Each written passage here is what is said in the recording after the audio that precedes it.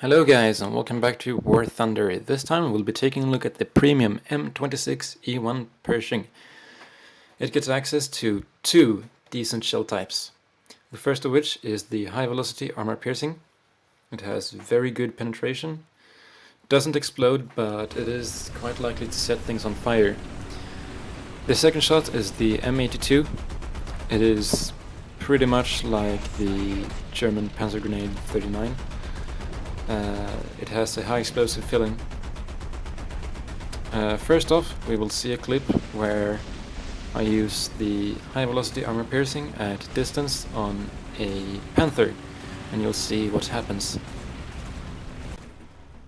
Okay, so out in the distance you can see a Panther there. He's turning towards me, going up and down, but since there isn't a lot of drop on this shell, he was easy to hit, and I hit his ammo rack and it blew up. I also hit his engine, it might have helped. The high velocity armor piercing is really good at penetrating things at distance. That is the shell type you want if you're going to sit in the back of the map sniping. It has very little drop, and it is very good at penetrating. You will need to hit targets several times, but hopefully you are in a good hull down position.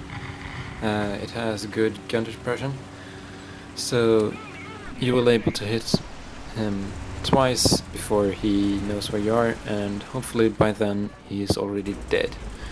You don't have a lot of armor. The front of the tank is around 100 millimeters, so shots will penetrate.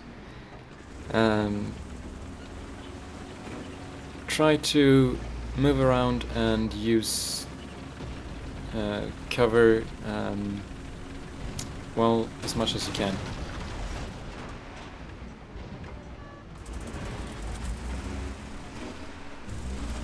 The main difference between the M26, which is the regular in the standard tree, and the premium M26E1 is the gun.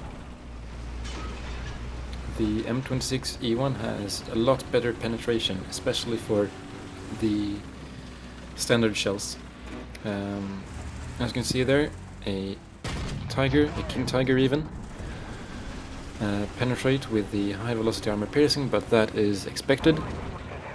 Load up the M82 with high explosive filling, aim for the same spot in the front of his turret, and I actually penetrate. That is something you would not be able to do with the standard Pershing. The standard Pershing has around 170 millimeters of penetration at 10 meters, and the E1 version has over 200. So it is a lot better at taking out targets, and it actually has a lower battle rating too. The premium one has a battle rating of 6.3 and the regular one has 6.7.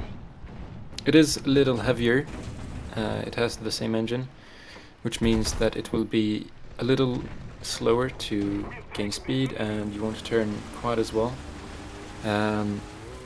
It's not a real problem, but it's not the best tank in the world. That is an IS-3. Load high velocity armor piercing to even have a chance at penetrating his front. The reload is around 14 seconds when your crew is not upgraded. I have gotten it down to below 13. And that was actually the luckiest shot in my life. God has to be real. I knocked out his gun by penetrating the small ring around the gun. That is the only place on the front of the IS-3 that the M26 is able to penetrate. It is around 250 millimeters thick, that ring. The front of the turret is 260, but it is well sloped, and the upper and lower glacis are 110, angled at 55 degrees, so you don't want to shoot at the hull.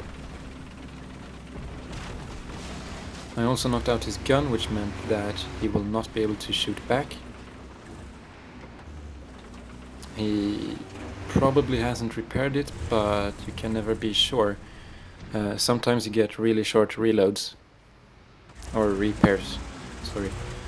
As you can see, aiming for the upper glaciers there, I saw that he was slightly angled and thought that I might have a chance at penetrating, but obviously I didn't. Aim for the other side of the upper glaciers, thought I had a chance there too, but I bounced. Maybe, just maybe, with the M82 I would have been able to penetrate, but it's not something that I am certain of. Might as well have bounced there with the M82. He is turning his side towards me, which means that I have a chance at penetrating. I hit the part that is both spaced armor and angled, so it just bounced. Now, however, he has turned his back towards me, which means I can put a shot straight through his engine and knock out his gunner, and I set him on fire. While I reload my ammo, I will try to take out this Kugelblitz with my 50s. Unfortunately, the 50s only have 28mm of penetration, and the side armor of the Kugelblitz is 30, which means it didn't penetrate, although you think it should have. He did damage my barrel, which means if I fire, my tank will, at least is likely to blow up, and we won by tickets. So that was a really fast match in just under 7 minutes. And I didn't really drive the tank around a lot, but I did get 3 kills, and I got just over 6,600 RP, and I got almost 33,000 lines. This tank is best at leveling up crews, however. You get almost 40, maybe even 50 crew XP for each kill if you have a premium account. This is why my crew level is above 500 now, and as you can see, 137 XP to spend. I hope you guys enjoyed this video, and I will see you next time.